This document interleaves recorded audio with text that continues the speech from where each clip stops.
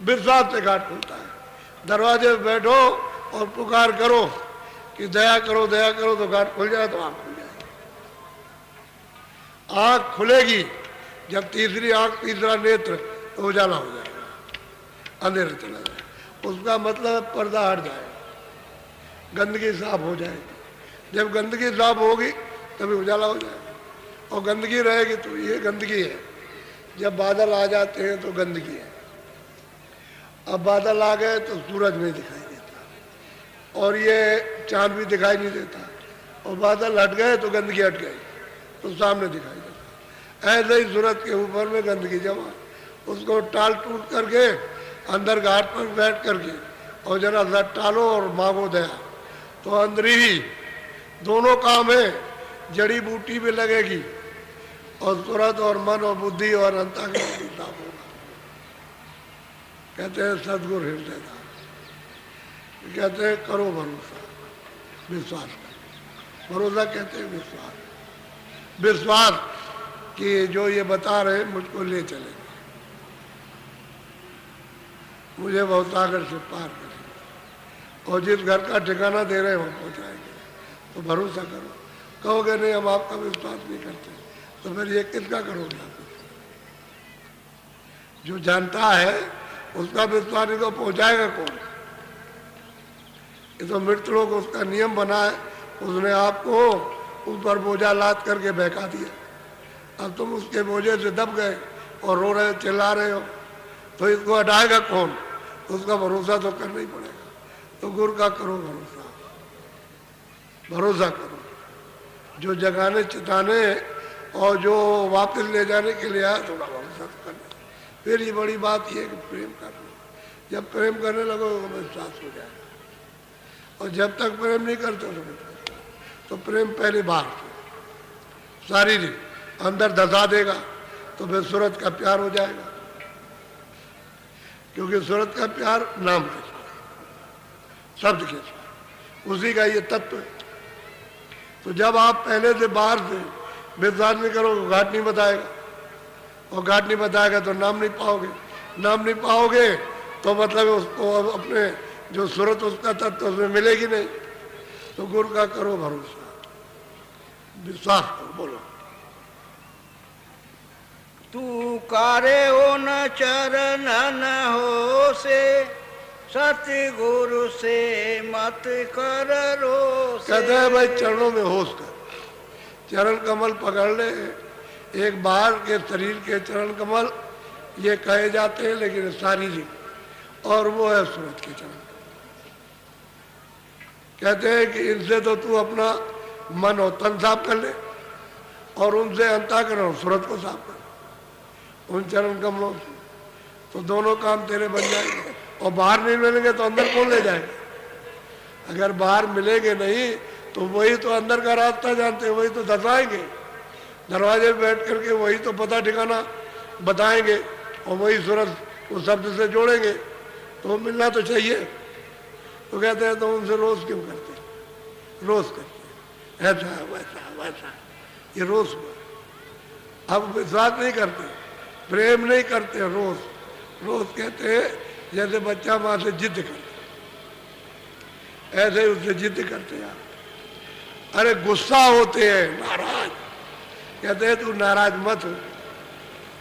अगर नाराज होगा तो तेरा नुकसान होगा। अरे तू उनसे प्रेम कर ले, और ये मांग कि जो कुछ भी हमारे पाप में है उसको आप क्षमा कर दे, या धो दे, या साफ कर दे, हमको निर्मल साफ करने में ले चले। हम आपके तो तन मन, ये दो चीजें, मन और तन, इस गंदगी को साफ करने के लिए दे देना चाहिए।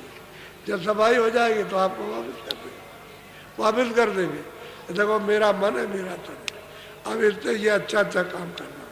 काम करो खेती का, दुकान का, दफ्तर का, बच्चों की सेवा करो, आएगा लेकिन ऐसे करना, और उसके बाद भजन करना, सूरत को नाम के साथ जोड़ना। तो ये उनका तन और मन हो गया। तन कहते हैं शरीर, यानी मतलब इंद्रियों को कहते हैं। आँख है, कान है, ये मुँह है, ये सब इंद्रियां जो है, ये दसों, ये इसी को तन कहते हैं। लेकिन वो एक शब्द है, और इंद्रियां जो है वो 10, उसके 10 शब्द है।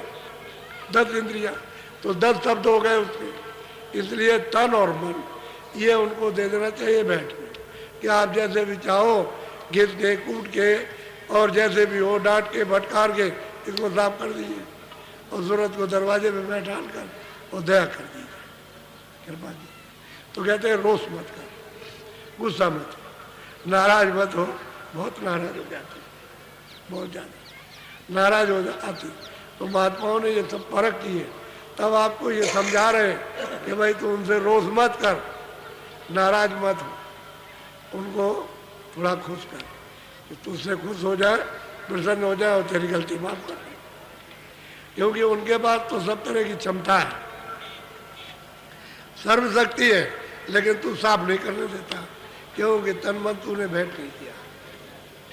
ऊपर से कहता है कि हमने आपको सब दे दिया, सच्ची बात है कुछ नहीं देते, अंश रूप में भी नहीं देते, सब उसको लिए रहते और संसार में दिए रहते।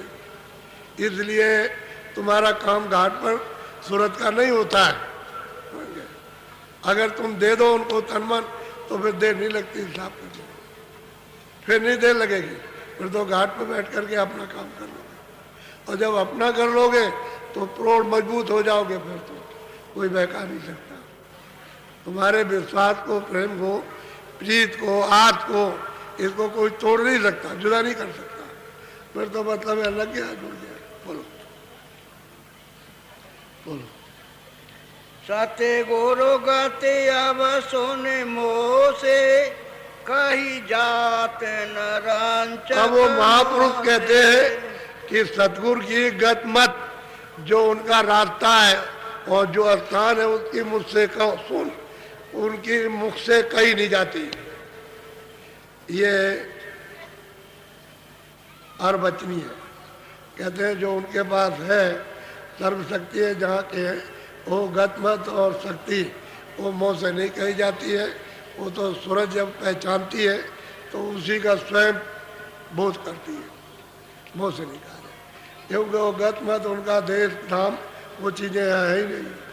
तो आप उनके बारे में क्या कह सकते हैं, कुछ बोलो।